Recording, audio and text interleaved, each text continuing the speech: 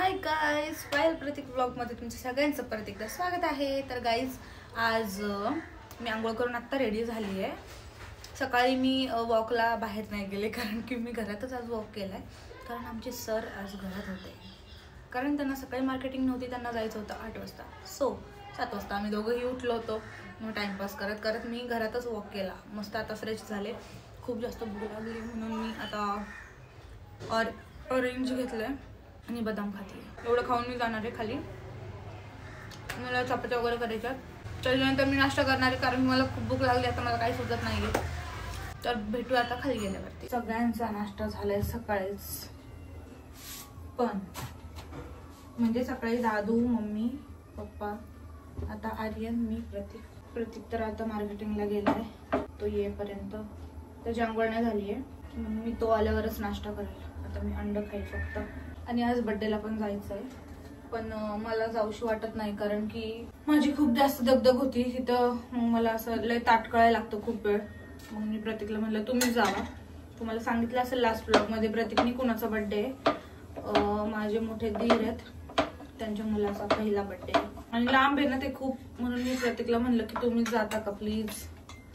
तर तो महाग लागलाय, तू पण चल. पण मी त्याला म्हणणार आहे की तुम्हीच या जाऊन, माझा तेवढाच आराम तरी होईल. 1 रुपये 8 रुपयाला एक 8 ला तिथं. हा बापरे, तिथे कितीला होतं? 7 ला होतं.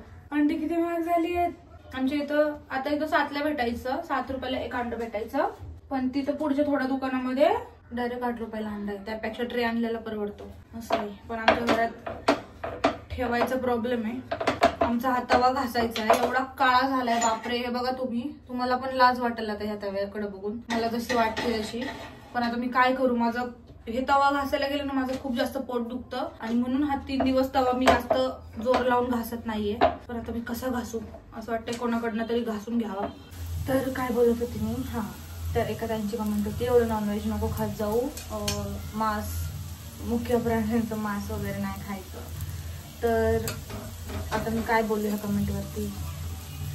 मी पहिल्यापासूनच व्हेजिटेरियन नाहीये, मी पहिल्यापासून नॉनव्हेज खाते. आणि असं असतं का नाही मला माहित नाही आता की बाळावर त्याचा परिणाम होतो का नाही ते तर मला माहित नाही. पण जर तसं असतं तर मग आता माझ्या मम्मीनी पण तिच्या प्रेग्नेन्सीमध्ये भरपूर चिकन, मटन, मासे खाल्ले ते, तरी सुद्धा तिला एवढ्या चिकन्या छान पोरी झाल्या ते. म्हणजे नाही का, ऑब्विसली किती जण खातात तसं.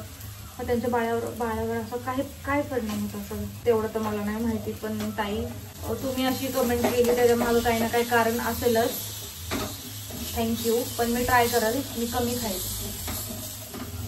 आणि आता ही बेसनची पोळी निघत नाहीये तव्यावरनं, मी काय करू सांगता का मला जरा, हे कसं काढायचं. खूप आता राग आलाय मला कारण मी दुसरा तवा वापरला चुकून, त्याच्यामुळं हे असं झालं त्याचं. तर गाईज मी आले मार्केटवरून. आता मी पारूस साहेब वाजलेत 12. मी आज पारूसच गेलो होतो मार्केटिंगला. मला खूप जास्त राग आला आता गाईज. राग नाही, राग येण्याचं काही नाही. सॉरी.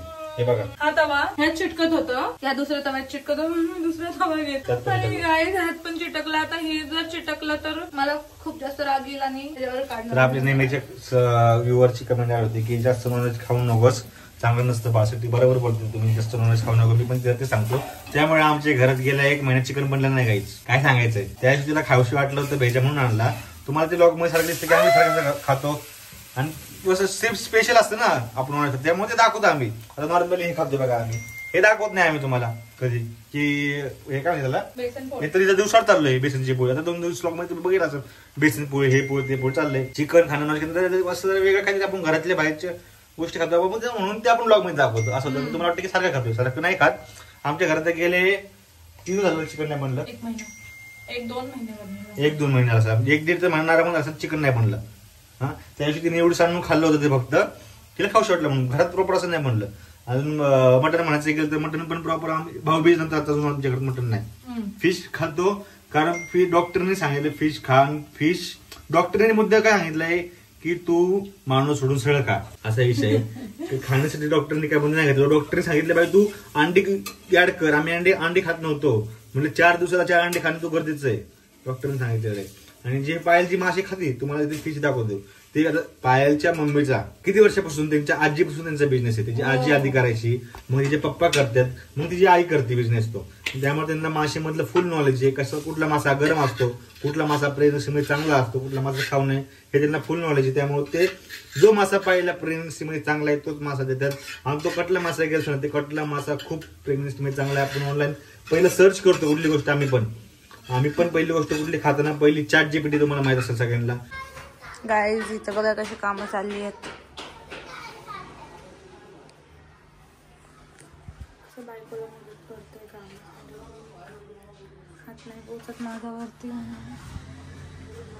गाईज आता मला जायचंय हॉस्पिटलला, कारण की मला घ्यायचंय TTचं इंजेक्शन, जे की खूप महत्वाचं आहे.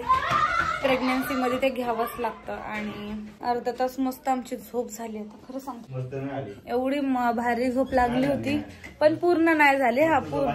पूर्ण नाही झाली. बरोबर तेच ना, बळजबरी आम्ही झोपलो आणि उठलो. बळजबरी उठलो. आता जाऊशी वाटत नाही, पण आता काय करणार, आता घ्यावं तर मला लागणार इंजेक्शन. चला आता आपण जाऊया. प्रतीक घालतोय कपडे वाळत घालतोय. माझं तोंड एवढं गोळ्यांनी सुचतंय गाईज, कारण माझी झोपच नाही होत पूर्ण. चला आता हॉस्पिटलला जाऊ आणि इंजेक्शन घेऊ. आम्ही आलोय आता इंजेक्शन घ्यायला. आणि ह्याच्या ताई हे दिसतात तुम्हाला, मावशी, त्यांनी खूप जास्त मदत केली, कारण की ते घरी आले होते ते माझा फॉर्म भरायला. आणि त्यांनी घरीच फॉर्म भरला, कारण की ते ओळखीचे होते आणि ते आपल्याला ओळखत होते ना, त्याच्यामुळे. मग त्यांनी फोन नंबर घेतला, मग त्यांनी फोन केला, मग बोलवलं इथं आणि बोलले की अजून एक चेकअप आहे, ते पण करून देते मी तुम्हाला. सो चला आता आपण जाऊ. म्हणजे चेकअप म्हणजे ते हार्ट रेट काढायचे होते ना, सो त्याच्यामुळं ते पण आता इथंच करू आपण. आलोय तर इथं आलं प्रतीक. Thank you, welcome. त्यांनी खूप मदत केली आमची. घरी येऊन त्यांनी ते काहीतरी कार्ड असतं, इथं वेळ नको जायला म्हणून त्यांनी घरी आले. मग ते आम्हाला कार्ड बनवून दिलं. मग त्याच्यानंतर आता पण फोन केला की या लवकर म्हणून, कोणी गर्दी वगैरे नाहीये. मग आम्ही आलो. आता ते आम्हाला इंजेक्शन देतील, आम्हाला म्हणजे मला इंजेक्शन देतील. मला भीती वाटते इंजेक्शन घ्यायला. गाईज काय करू आता. हॅलो गाईज, नमस्कार. तुमचं सॉरी हा गाईज, विसरलं मी डायरेक्ट ब्लॉग शेअर करायला लागले. आम्ही दवाखान्यातून आलो आणि बघा असेल तुम्ही, मी आवरलेले पाय पण आवरते. पायलनी काय घातलं तुम्हाला माझ्या शर्टवरून तुम्हाला कळलं असणार, तुम्ही समजून घेत जावा गाईज. मी काहीतरी ज्या कलरचं शर्ट घातलेलं असणार त्या कलरची पायलनी साडी घातलेली असणार 100%. हे तुम्ही कधी पण समजून घेत जावा, कारण माझं जसं शर्ट आहे तसं ती साडी घेते, आणि जशी ती साडी आहे तसं मला ती शर्ट घ्यायला लावते. हे ठरलेलं आहे. माझ्याकडे शर्ट आहे आणि तिच्याकडे त्या कलरची साडी नसेल तर ती त्या कलरची साडी घेते, आणि तिच्याकडे ती साडी आहे, माझ्याकडे त्या कलरचा शर्ट नसेल तर तो शर्ट मला घ्यावा लागतो गाईज. तर समजून घ्या. असं म्हणू नका निबा सारखं काय वागते. 10 वर्ष झाले तुमच्या रिलेशनशिपला, पण काय करायचं काय आता पुढच्या वर्षीपासून अजून एक मॅचिंग येईल आपल्यासोबत. मग काय बोलायचंच नाही, प्रत्येक गोष्ट मॅचिंग म्हणतात. मग सगळंच मॅचिंग आमचं, काय बोलायचं. तर आम्ही चालले बर्थडेला. तुम्हाला लास्ट व्लॉग मी सांगितलं होतं माझ्या मोठ्या भावाच्या मुलाचं, म्हणजे माझ्या पुतण्याचा आज बर्थडे आहे. हो बोलू ना पुतण्याचा. तर आम्ही निघालोय, आवरलंय मी पण मस्तपैकी. माडवात काय केलंय आईच्या गावात काहीतरी गेलंय गाईज मध्ये. तर मी आवरलेले आम्ही निघालो. आता दवाखान्यात पाहिला, TTचं इंजेक्शन दिलं. ते म्हणले तिसऱ्या महिन्यात तुम्ही इंजेक्शन घ्यायला पाहिजे, पण 5व्या महिन्यात काही प्रॉब्लेम नाही घेतलं तरी तर घेतला. आणि 1 महिन्यात परत TTचं इंजेक्शन आहे, ते पण घ्यायला आपल्या सरकारी दवाखान्यात जावं लागणार आहे. तर गाईज त्यांनी जे मला नाव पण माहित नाही, त्यांनी आम्हाला खूप हेल्प केली, खूप आमचं काम सुरळीत करून दिलं. एकदम लवकर आमचं इंजेक्शन भेटलं. तर सरकारी दवाखान्यामध्ये तुम्हाला माहिती किती वेळ लागतो ते. आणि पाहायला आवडते आतमध्ये, आणि माझा हात दुखायला असं पण. तर आपण भेटूया आज. आणि दादू आर्यनची मम्मी पण आलेली इथं, भेटलो तुला मम्मीशी, त्यांच्या माझ्या काकूशी. तर आपण आता खाली जाऊन पाहिलं नाही काय आवडतं तुम्हाला थोड्या वेळानंतर दाखवू डायरेक्ट. आता नाही, अजून तिला आवडायचं आहे ना, तर मग तुम्ही माझं तोंड बघून घ्या तोपर्यंत, पर्याय नाही. चला आता जाऊ. चला गाईज, बघा इथं 8 वाजवले ह्यांनी सगळ्यांनी, आणि अजून नाही आवरलंय कोणाचं. इथं बघा 7 वाजले. गप्प बस. मी 1 तास झाला आवरून थांबले इथं वाट बघत सगळ्यांची. चला आता सगळे गेलेत बाहेर, आपण पण जाऊया बाहेर. बाय झाला, ही साडीच घातली मी दिवाळीची. चलो चलो गाईज आम्ही आलोय बड्डेला आणि बड्डेला आलोय तर आता मम्मी पप्पा ते आमच्या आधी आले होते कारण की आम्हाला थोडंसं काम होतं मंडईमध्ये. मग आम्ही मंडईमध्ये गेलो होतो. तर डेकोरेशन बघा मस्त तिथं बघा. हे आहे आमचं बाळ. कमेंट करा कसं दिसतंय. आणि आज त्याचं नाव पण रिव्हील होणार आहे. बघा नाव अजून नाही माहिती आम्हाला पण नाही माहिती. तिथं बसलेत मम्मी पप्पा. पप्पा मस्त आले आज एकदम चकाचकून कारण की त्यांच्या फॅमिलीतला कार्यक्रम आहे. मस्त दाढी शेविंग वगैरे करून आले ना. काय बोलतो शेविंग कटिंग मस्त एकदम टकाटक मध्ये हिरो बनवून आलेत. त्यांच्या फॅमिली मधला कार्यक्रम असला की पप्पाला एक्सायटेड. मम्मीच्या फॅमिली मधला कार्यक्रम असला की मम्मी एक्सायटेड. पप्पा मदत काय तर बोलते. खरंय गाईज खरंय. आम्ही काय ना आम्ही बिचारे आम्ही पप्पाकडचा कार्यक्रम असू मम्मीकडचा कार्यक्रम असू सगळ्यात पहिला एक्सायटेड आम्ही दोघं आवडून बसतो. आमचे सगळे पाहुणे यायला लागलेत आता. पप्पाकडची सगळी फॅमिली येणार आहे आता. हा तिकडं बाबा बसले ते काकू म्हणजे त्या साईडला सगळे बसले. हाय बड्डे बॉय रडा लागला तिथे. हे माझा मोठा भाऊ आहे तो उभा राहिलेला आणि सगळ्यात मोठे भाऊ वहिनी आमच्या. आणि बाळाचा पहिला बड्डे. ऐक ना ते सगळ्यात मोठे मग तू 2 नंबर. दादू मग आर्यन सध्या तरी. सध्या तरी हे ना सध्या तरी म्हणजे नंतर त्याच्यापेक्षा अजून एक मोठा होता सागर दादा. त्यानंतर विषय आता नंतर माझा मोठा भाऊ नंतर मी होतो. नंतर मग आत्याची पण पोरं होती म्हणजे ह्यांच्यामध्ये चुलत्यांमध्ये फक्त नाही पप्पाच्या 3 भावांमध्ये आता चुलत्यांमध्येच एक मोठा होता तो पण एक्सपायर झाला. नंतर दादा होता. दादा पण एक्सपायर झाला. नंतर मम्मी मग आर्यन मग आर्यन 12 वर्षानंतर 12 वर्षानंतर इंटर चालली आता बाळाची.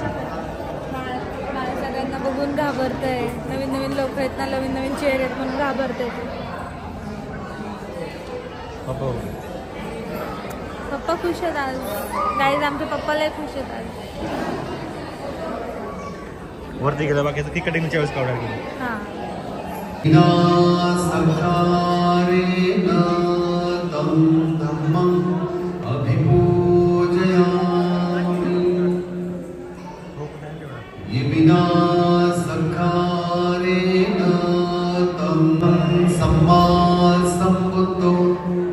भगवान बुद्ध भगवंतं अभिवादेमि. स्वागतो भगवता धम्मं नमस्सामि. नथी मे शरणं मह्यं धम्मो मे शरणं वरं. एतेन सज्जवसैनं होतु मे जय मंगलम. सगळं कार्यक्रम झालेलं आहे. आता नाव रिव्हील करायचं आहे. नाव रिव्हील झालेलं आहे. मग त्याला ऑफिशियली रिव्हील करायचं आहे. ते तुम्हाला दाखवतो. तिथून पुढे केक कटिंग होईल. सगळं तुम्हाला साऊंड इफेक्ट नाही माहीत पडेल कारण गाणी लावलेली आहेत त्यामुळे काही कळत नाही. मला दाखवतो डायरेक्ट आता गाणी लावलेत कॉपीराईटचा विषय होईल त्यामुळं म्युझिक लावून सगळे पुढे तुम्हाला दाखवतो. बड्डे कसा परवाचा बड्डे कसा जातो त्या बड्डेमध्ये तुम्हाला कळेल. वेगवेगळ्या पद्धतीने बड्डे केला दोन्ही पण. नथी मे शरणं मह्यं संघो मे शरणं वरं. एतेन सज्जवसैनं होतु मे जय मंगलम. नमो बुद्धाय नमो धम्माय नमो संघाय. साधु साधु साधु. बुद्धं नमामि धम्मं नमामि संघं नमामि. तीन जावा मोठी मम्मी मधली बारकी ठीक आहे मिळून पहिल्यांदा फोटो काढला. त्या तिघींचं काढायचं. तिघींचा काढा. हे थांब वरती तिघींचं सेपरेट काढा. हे थांब काकू अरे किती बळबळ करते. थांब की इकडे बघ पहिला. इकडे बघ इकडे 2 सेकंद बघायचं फक्त. पहिल्यांदा फोटो काढला सोबत.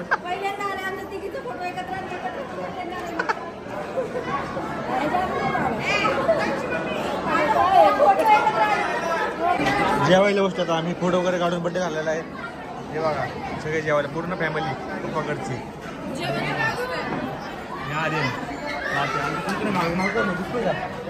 इकडे बघा दादे, इकडे बघा,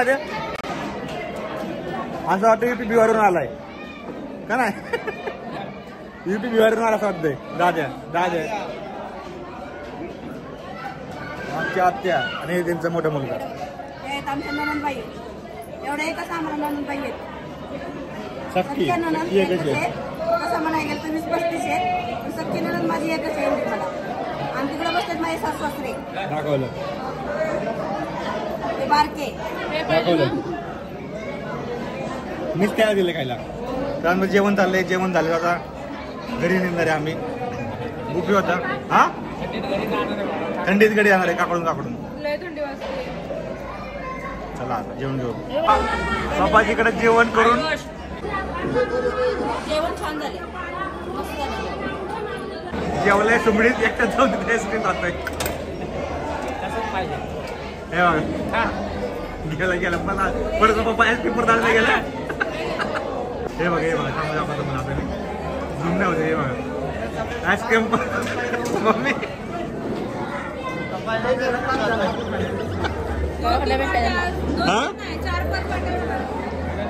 चार-पाच वाटा आईस्क्रीम खाणार आहे. ताडे घेऊन जा एवढं